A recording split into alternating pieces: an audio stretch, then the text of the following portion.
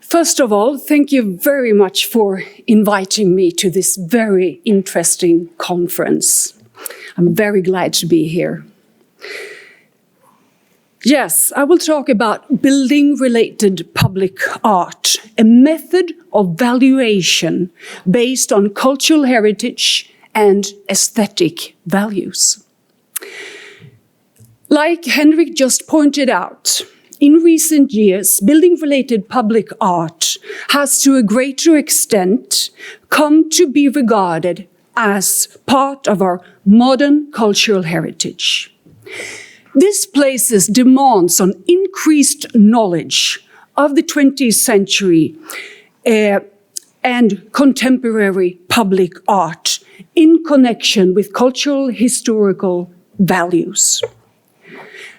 The Swedish National Heritage Board has, in close collaboration with the Swedish Public Art Agency, developed a method so that building-related public art can be taken into account in valuation, partly on the basis of cultural heritage aspects and partly based on aesthetic values and aspects. And the method should be seen as a tool to articulate the values in a wider process around prioritization and long-term management.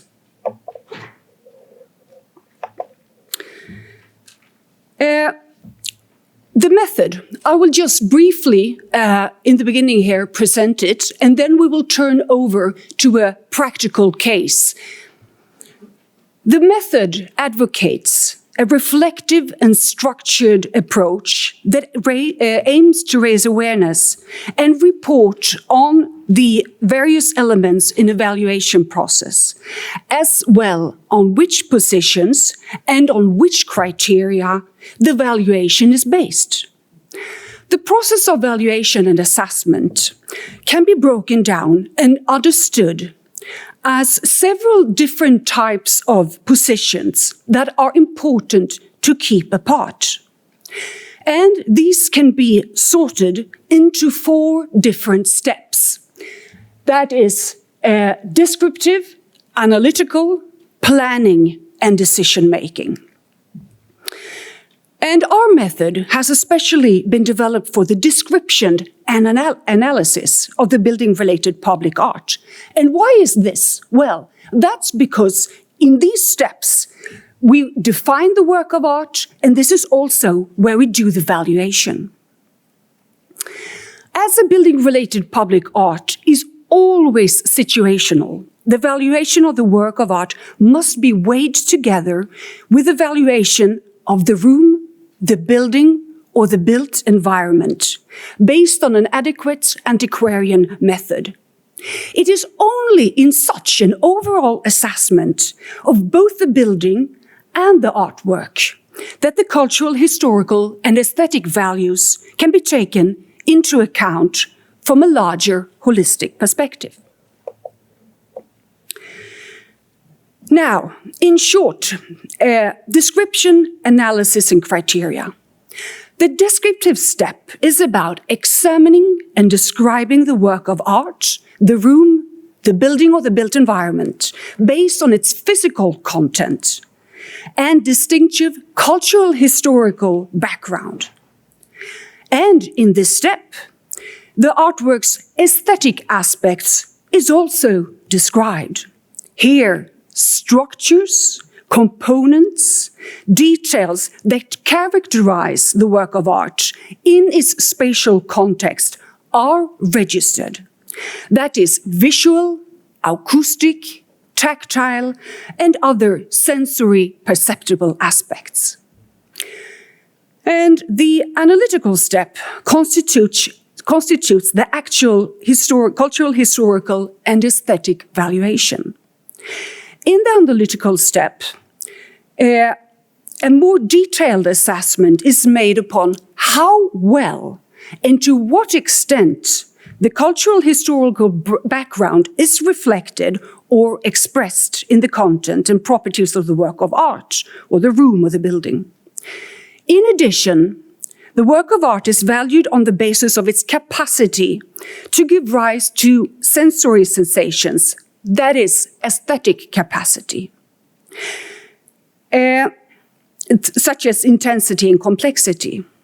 And the analytical step is also tries to assess the work's cognitive capacity. That is, the degree to which the viewer's prior knowledge and memories can generate and strengthen understanding, knowledge, and insight about the work. In order to be able to describe and analyze the work of art, support points are needed in each step, a kind of criteria in order to be able to adopt a reflective approach based on a number of concrete questions in the descriptive and the analytical step.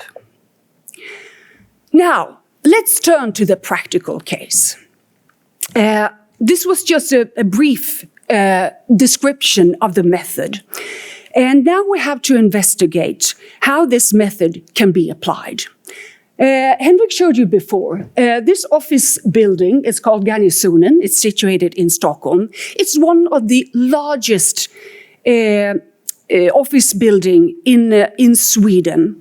And it has typical late modernistic influences, especially structuralist influence. And the architect worked in very close collaboration with several different artists. And one of them was Gösta Wallmark. And the artwork, Yellow Wall. Now, let's have a closer look. We now turn to the first step, the descriptive step and its cultural historical criteria. How to deal with this now? In the descriptive step, we need to answer the questions, what can we actually see? What has happened? And what is reflected? And the cultural historical context is determined and delimited on the basis of, first of all, cultural historical background. This criterion aims for a description of the work of art in relation to the building and should articulate the work of art as an expression of its time. Here, the building's late modernist characteristics are described. For example, that it is built in modules that are flexible for changed function, and that most functions are still in use, and that little has changed in the building since the time of construction in the early 1970s. We can also describe that the building is characterized by open floor plans, has a frame and ceiling in concrete, and parts of the fixed furniture is made of steel. You can see the staircase and the barrier up above.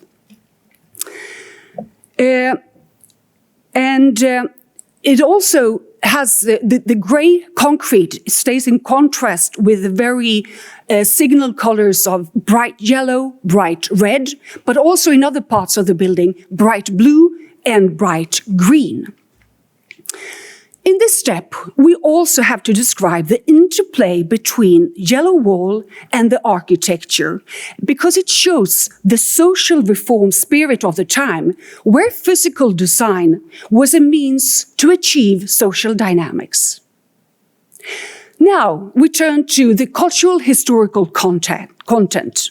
This criterion aims to describe the physical content in which the artwork is included and what the artwork looks like. That is, size, material, shape, color, etc. But with a focus on cultural historical aspects. So we can notice that Yellow Wall occupies an entire wall from floor to ceiling, and it measures approximately 30 to 10 meters. The work is made of yellow monochrome molded plastic, that is polyester, and we note that plastic as a material broke through during the post-war period, and how plastic provided opportunities for new types of design. So now we move onwards to the next step, and that is the analytical step and its cultural historical criteria. In the analytical step, we base our analyze on the facts that we just have stated in the descriptive step. But here we have to answer the questions, what are the values and how do the values actually appear? In the analyzing step, assessment and grading of cultural historical value is made on the basis of criteria that deal with, first of all, ability to reach knowledge. This criterion aims to do an in-depth analysis of the extent to which the artwork can constitute a source of understanding for the cultural historical context in which the work was created. Here, in this step, we analyze how this building, built in the late modernism of the 1960s and 1970s, is groundbreaking and reflects the growing state administration's wishes of increased efficiency of flat organizations and how this is expressed through flexible floor plans and open office space. And this contributes to the fact that the environment can be attributed very high cultural historical values.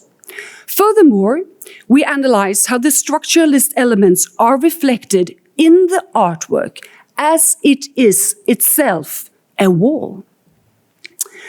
Now we turn over to the degree of conservation. This criterion is based on the description of the work of art in its spatial context, but aims at a reflective analysis of the extent to which the work has been preserved and the impact of different changes and additions over time. Here we can note that despite some changes, Yellow Wall is largely preserved. And the fact that the work has undergone change, and I can give you, for example, this mirror wall that you can see replaces today an opening that had a cafe, so it had another function. And this is also in line with the ideas of structuralism that support flexible functions. And the readability is still high, which also contributes the work being attributed high cultural historical values. And the last criterion in this step, cultural historical relevance. This criterion aims to achieve an analysis of the significance of the work of art, either as a time-typical marker or as an innovative element. Here we can state that the work of art is also groundbreaking for its time. This because it so clearly carries the structuralism visions of flexibility and is actually part of the architecture. But also because the art is so clearly non-hierarchical and comes close to people in their everyday lives, because this is a huge entrance hall and you can all day long and also during nights, maybe evenings, there is a continuous flux of people going through this room. And we can also note that the material plastic at this time was a new material. And all in all, this contributes to very high cultural historical values. And the design in concave and convex forms and the strong yellow color, which give features of playfulness, gives references to the early postmodernism in Swedish art history. And this also contributes to the very high cultural historical values. Now, let's go over to the aesthetic aspects. And first of all, we have to confine the descriptive step and its aesthetic criteria. In this descriptive step, we need to answer the questions, what can we see and what can be perceived? The aesthetic context is determined and delimited on the basis of the artwork's aesthetic properties. That is about seeing and describing properties such as motifs, materials, colors, dimensions, scale, volume, but this time with a focus on intensity and complexity. Here, the artwork's volume is described, but also how the various concave and convex models wave and have a strong intensity. But at a height of 2/3, there is a strong horizontal line. Let's see if I can point here. Woo! This was difficult, but here. So we're here. This is very difficult to point with. The strong horizontal line, which gives the work a kind of feeling of stability and structure of the powerful volumes of the waveforms. We can also describe how the mirror refracts materially and reflects the light in the room. Now we turn to the artwork's aesthetic properties in relation to the environment. This criterion aims to describe the artwork's sensory sensations and perceptible properties in relation to the building and its surroundings. That's about, is it indoors, is it outdoors, in the entrance, in the courtyard, etc. Due to its large scale, we can note that yellow wall forms part of the wall, and you can hardly escape it because it's so large when you enter the room. In addition, it should not be experienced as an individual part, but rather, as I have pointed out, it interacts with the yellow ventilation pipes and the red stairs and with the other strong signal colors in the fixed furnishing, and all in all in the built environment. Now to the last step, the analytical step and its aesthetic criteria. In this analytical step, we base our analysis on facts from the descriptive step, and we need to answer what are the values and how do the values appear. The assessment and gradations of the aesthetic value is based on the following criteria. Aesthetic capacity. Here, the aesthetic effect of the work of art is analyzed and interpreted in itself, as well in relation to its spatial context, based on main features such as intensity, complexity, or uniformity.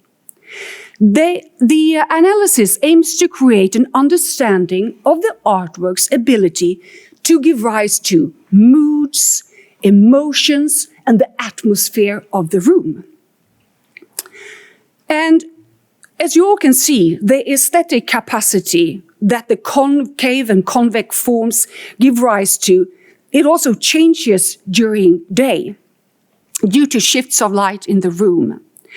In strong sunlight, the intensity of the yellow color can appear as almost white. It reminds of the sharp backlight that can appear in springtime. But when darkness falls, the bright yellow turns to more saturated, dark yellow shades, and a shadow play is formed. These changes in color and light contributes to the work having very high aesthetic values. Now we turn to the cognitive capacity of the work. Here we analyze it's based on our own horizon of understanding and our references to previous interpretations of the artwork and its surrounding environment. As an example of cognitive capacity, I can just give an example and mention how knowledge regarding a historical monument can give rise and strengthen our ability to reflect and interpret a work of art. Now, if we again turn to Yellow Wall, it opens up for several different cognitively based interpretive possibilities. One is the theory of color in art. In that case, we do have knowledge of it.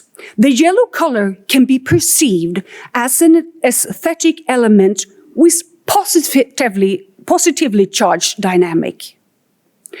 And if one has knowledge of the art of modernism, Yellow Wall can be interpreted as a reference to the improvisational and repetitive forms of the fugues of classical Baroque music. A third interpretation may be to read the convex and concave forms as enlarged moldings and profiles from older historical architectural styles. A kind of wink in the postmodern spirit to the architectural elements that were dominant before modernism. This also contributes to the work of art having very high aesthetic values. I also have a picture here of Centre Georges Pompidou in Paris, because when we talk about how the yellow wall in Garnisonen, the role that the colors play in their intensity, and also how the work of art and the architecture is combined, this has a strong reference to Centre Georges Pompidou in Paris. And actually, for interest, the architects of the Centre Georges Pompidou were actually influenced by Garnisonen in Stockholm. So it's a little parenthesis, but still interesting. Now, the last picture, balanced assessment. Based on the analysis above, Yellow Wall can be attributed very high cultural, historical, and aesthetic values, both as independent work of art, but also in interaction with other works of art in the building, like the pictures that Henrik showed before, but also as an integral part of the building's spatial and architectural context. The method we have presented strives for a structured and transparent approach and try to facilitate how various elements in a process of valuation can be highlighted in the descriptive and analyzing steps. By determining the different criterions, the method facilitates to articulate what exactly the valuation is based upon. And this makes the valuation transparent and solid, which gives credibility in the further process around prioritization and the planning and decision-making steps. And by articulating the values of building-related public art, we can, hopefully, in greater extent, work for a long-term management and enable a safeguarding of this cultural heritage. Thank you.